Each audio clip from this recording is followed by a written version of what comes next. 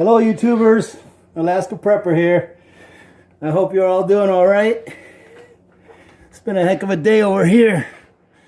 We got a big old dump of snow and I just got finished snow blowing my road for about the last 2 hours.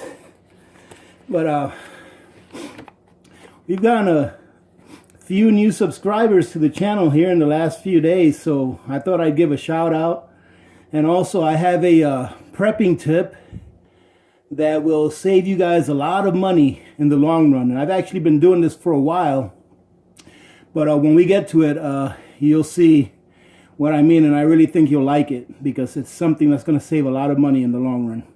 But let's get to some shout outs here. My very latest subscriber who subscribed about 43 minutes ago, Nancy Nancy, you know who you are, thank you. I'm glad that you're finding the content to your liking, and I hope that you're getting something out of it. We've got a shout out to Burb Prepper, JRM Aquaponics, Judith Burney, Mark Warren. I'm sure I'm slaughtering all of your names, so forgive me. We got Edwin Motes, Geordie Prepper, Darlene Bowers, and Gubert Shrimp. So thank you guys. I really appreciate you subscribing.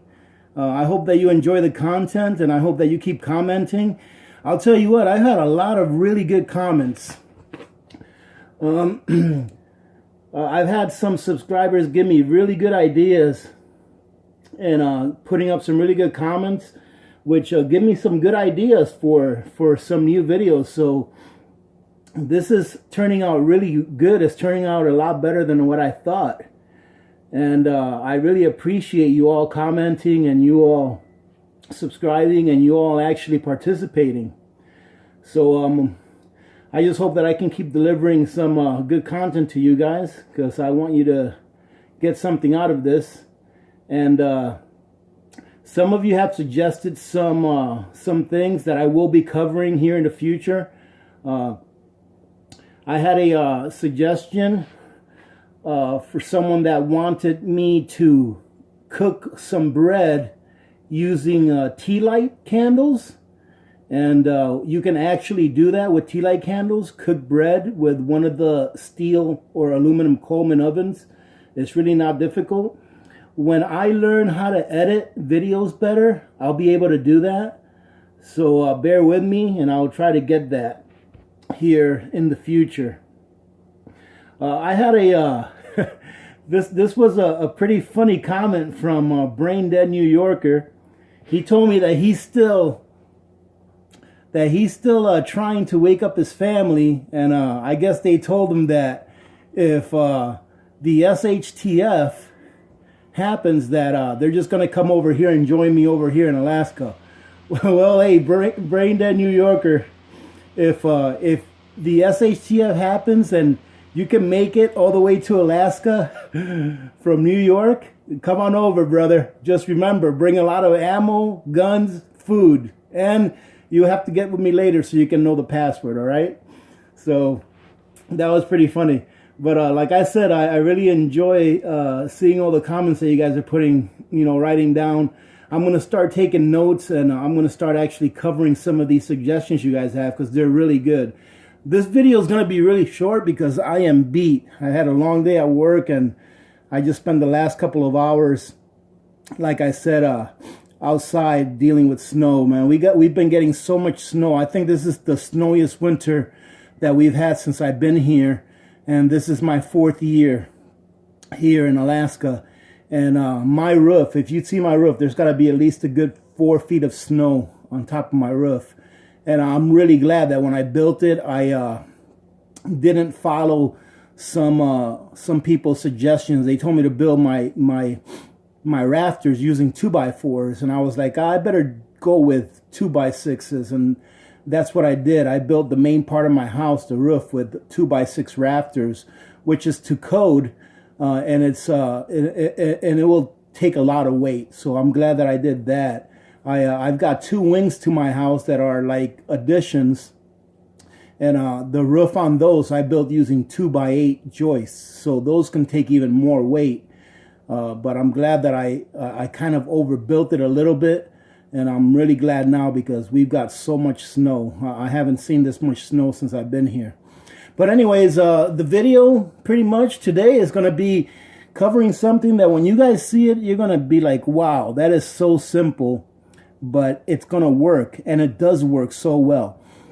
So a lot of preppers, when they're beginning, they don't have a lot of money. And one of the things that I would like to cover in this channel is how to prep on the cheap. And that's why Payday Preps, I think it's a good idea because it teaches people how to prep on the cheap. And if they were somewhat hesitant about starting to prep, this may hopefully will get them woken up to the fact that they don't need a lot of money to prep. They don't have to have 50 guns. They don't have to have 1,000 rounds of ammo for every gun to start with. You start out small and you start prepping on the cheap.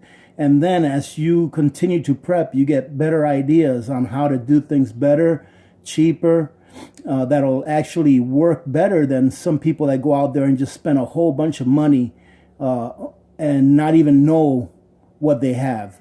I feel that when you prep on the cheap, you have to put a little more time into it.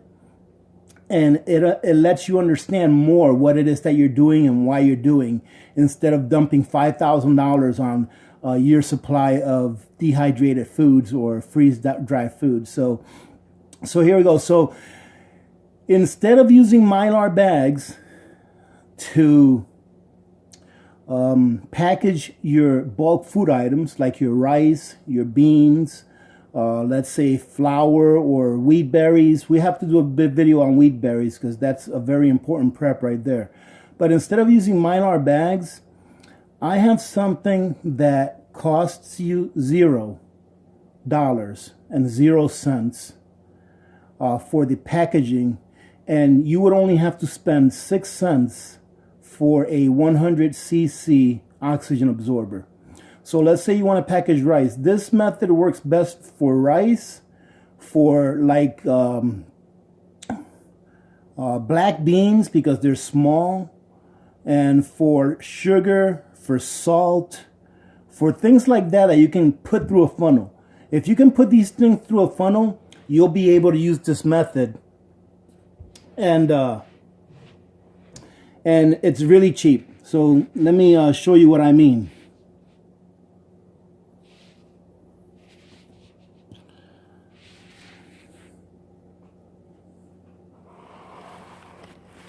Check it out.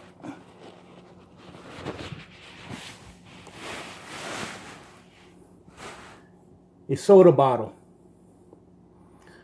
This soda bottle right here, if you clean it inside out and you let it dry completely, so I cleaned this bottle probably about 4 or 5 days ago, it's completely dry on the inside. All you have to do is get a funnel, fill it up with rice, leave about 2 inches, not even 2 inches, about 1 inch up from the top. And then once you put all your rice in there, mine is about 1 inch from the top, you stick a 100cc oxygen absorber in there.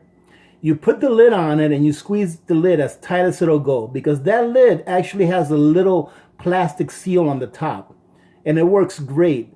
I've used this method a lot when I was first starting out, and I would say that I probably have about 100 of these plastic bottles full of rice, sugar, and salt.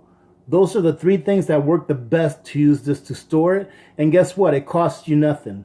And if you don't drink soda or soda pop, if you don't drink it, guess what? I bet you have friends that do. A lot of the bottles that I received or that I got for doing this prep this way was from people that drank soda. I drink Diet Pepsi. I'm an addict. All right, I'm a Diet Pepsi addict. I know it's terrible for you, but I am what I am. It's one of my vices. So if you don't drink this, I'm sure you have friends that do. And when you ask them, hey, can I have your empty bottles? They'll probably look at you like you're little nuts. But guess what? This is a free way of storing your goods. when you store your rice, sugar, and like I said, black beans or even pinto beans will fit in there. It's just going to take you a little more effort to get them in there because you're going to have to find a funnel that will actually allow them to go through in an easy manner. But even pinto beans will fit in there. Grits will fit in there. Flour will fit in there. Anything that you can put in there that needs to stay dry and that will last, okay, that will last a long time. Like rice will last a long time, beans will last a long time, cornmeal will last a long time. All of those things, you put that oxygen absorber in there, you put that lid on as tight as you can, and in a few days you'll notice that the bottle has kind of like collapsed in itself because that oxygen absorber actually helps to suck in the bottle and suction it in. So this is a great cheap method for you guys to prep. You don't have to buy a Mylar bag this way. You don't have to buy a plastic bucket this way. You can if you want to, but you don't have to. And that right there is going to save you about $6 by not having to buy a bucket, a lid, or a Mylar bag. Now, the oxygen absorbers, you can go on Amazon and buy a 250 pack of 100cc oxygen absorbers. I believe they're 100 cc's. They may be 50, but either or will work. A 50cc will work just as well. Okay, a 250 pack for, I believe it was $15, and that comes out to 6 cents per oxygen absorber. So that is right there the cheapest way you can possibly prep by storing your long-term foods. Okay, I'm not going to beat this horse to death. Okay, I did intend for this video to be a little shorter than the others because I do have to get some dinner, and then I have to get ready for bed because I have a early wake-up call tomorrow. This is Alaska Prepper. I hope you're all doing well. Like I said again, thank you very much to the new subscribers, and thank you very much to all of you that are leaving comments.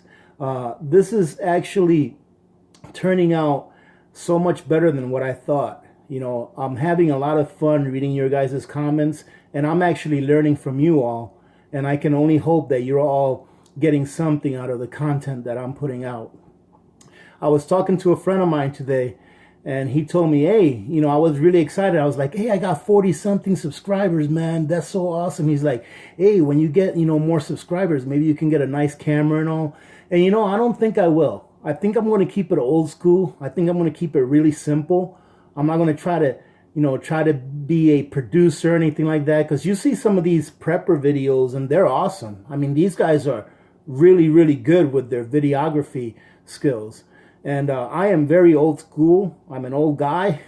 You know, I'm not old, but I feel old. I'm old school. I'm a simple kind of a person. I don't like to complicate things. And although I'm not giving you the best videography that I can, I do hope that the content makes up for it. Okay? Well, like I said, I hope you all had a good day today. I hope you have a good rest of the week. I will be putting out another video sometime in the next few days. Okay? So you guys all stay safe. Many blessings to you and your families. This is Alaska Prepper, and I'm out.